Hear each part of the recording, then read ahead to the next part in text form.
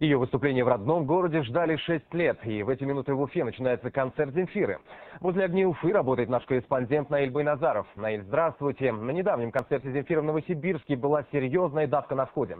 Повторилось ли что-то подобное сегодня в Уфе?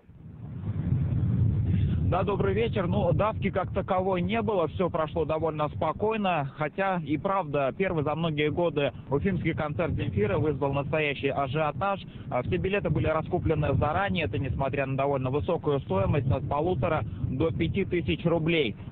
У входа в развлекательный комплекс народ начал собираться задолго до начала концерта, примерно за 2 часа, и это несмотря на холодную погоду, хотя впускать первых и самых нетерпеливых поклонников внутрь организаторы не спешили. Тем не менее, даже длительное ожидание не остудило уфимских зрителей.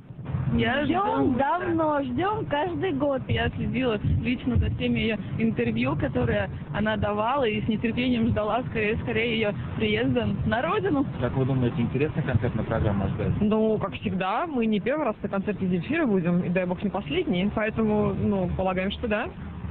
Они все были интересные. На этот раз Земфира приехала с презентацией новой концертной программы в рамках российского турне под названием «12». И, как вы уже заметили, никого из представителей прессы на своем долгожданном концерте госпожа Рамазанова видеть не пожелала. И нам остается только догадываться, с чем сегодня выступает девочка-скандал на уфимской сцене. Студия. Спасибо. Из огней Уфы, где в эти минуты проходит концерт Земфиры, был наш корреспондент Наиль Байназаров.